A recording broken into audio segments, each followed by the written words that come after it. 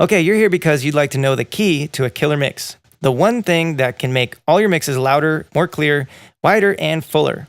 I just want to say that you're among a very small group of people who have taken upon yourself to improve your skills, your personal confidence, and your value to others. That's why I'd like to personally offer you my sincerest congratulations on making that choice to own this training. And with that, the key to a killer mix is something called gain staging. So why is gain staging so important? And more importantly, what is gain staging? If you're not very familiar with this term, it's an engineering kind of jargon. And gain staging really just means managing multiple volume controls. So gain staging is important because there is a limit to how loud you can go. 0 dB FS or decibels full scale is the highest limit for any track you plan to release online or in a regulated format like a CD or a vinyl. Gain staging is also important because the amount of volume that you send into a plugin actually affects the sound that you get out of the plugin. And the other reason gain staging is important is because all of the tracks in your DAW offer you the same amount of gain, including the master channel. And I just want to show this next slide to illustrate that point, because if you look at these images here, you may already know the answer to this depending on how well you know any one of these DAWs, but which one of these is the master fader and the master channel on any one of these DAWs. So in Ableton, which one is the master channel in there? And Pro Tools, which one of these channels that you see there is the master channel? And in Logic Pro, which one of those out of all those faders that you see, which one of those is the master fader for Logic Pro? Now, it's not a trick question. It's really, if you know these DAWs, then you'd probably be able to point out which one of them is the master. However, the point here is not to recognize the master, but to recognize that the master fader, the master channel, the meter on that is actually the same exact meter as all the rest of these. And an analogy that I like to use is a glass of water. So if all of these channels that you see in front of you are glasses of water and they're all full to the brim, meaning they're at 0, then you can be pouring all of those into the master fader and you would be overfilling the master fader because it's a glass that's the same size as all the rest. So the key is good gain staging, because good gain staging does not overload the master. All right, the master channel or the master fader. However, bad gain staging will overload the master, okay? And then something that I used to be really guilty of is slapping a limiter on the master channel and hoping that everything was gonna work out. All right, so just tossing a limiter on the master channel is actually not a great way to control all of the levels coming into the master channel. However, when you use gain staging, you can nicely and neatly kind of fit everything into your song and get it mixed and mastered in a way that everything comes out nice and neat and clean and clear and crisp, just the way that you hear it in all those songs that you love to listen to.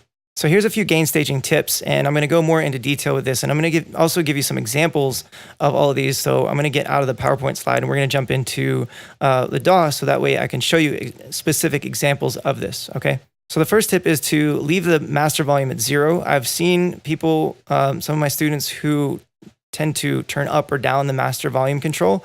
And it's a lot easier when you just leave the master at 0 and use the mixing, the faders on all the individual channels and mix those levels before it gets to the master volume.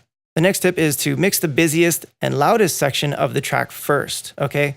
And the reason being is because that is going to be one of the hardest parts to mix, because there's so much usually going on there. So if you get that one out of the way first, then all the rest of the track, everything kind of seems to fall into place a lot easier. That's actually the way I was taught by my mentor, and I've used it ever since, and everything has gotten so much easier since then. The next tip is to start with the low end. All right, you want to mix your sub bass, your bass, and your kick, and mix that low end first, and that is actually going to make mixing everything else a lot easier, because the low end tends to take up a lot of what's called headroom. If we stick with the glass of water analogy, the low end tends to fill up the glass pretty quickly, so we can put it that way. Another gain staging tip is to check your plugin levels, because when you put plugins on, they're going to add gain to the sound. All right, they'll turn up the volume depending on what you're doing with those plugins.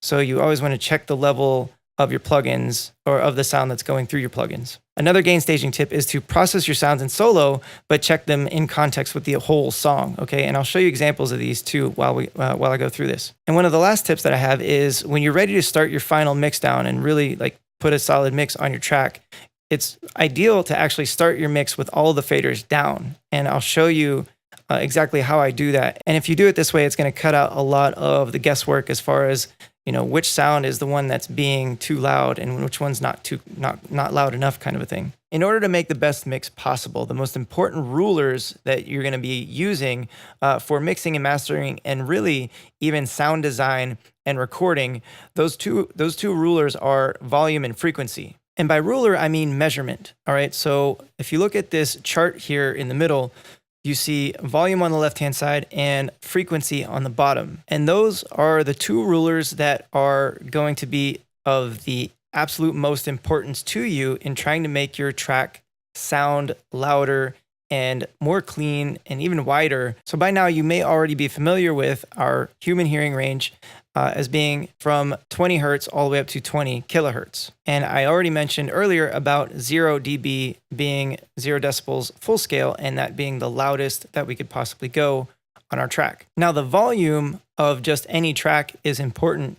However, when you're trying to fit all of your sounds into a given track, those sounds cover a lot of different frequency ranges. And so the volume of those sounds in a given frequency range becomes important. And that's where things like EQs and multiband processors come into effect. And the volume at a given frequency range, you may need to turn it up or turn it down. All right, so if you look at any EQ that you have available to you, generally what you'll see, if they have a graph similar to what you see on these EQs, then what you'll notice is on the left-hand side, you'll see the volume, right? And then on the bottom, you'll see the frequency. Now, the volume may be different scales because what you see here is zeros in the middle, and then there's +6 and +12. And then on this lower EQ, it's a Pro Tools EQ, you'll see 0, +6, +12, +18. Now, those are different volume measurements, and really, I don't use those. I usually generally stick with volume as far as the overall output coming through the track. And I'll break down exactly how useful those two rulers can be for you and how to make use of those in your tracks by breaking down a mix of this track, Third Law of Emotion. And I'll also be breaking down some other mixes that I've done, so that way you can hear how my method of gain staging applies to more than just one genre. So the frequency spectrum is not subject to change. However, the volume measurement is subject to change depending on which system you're using for your meters and stuff like that.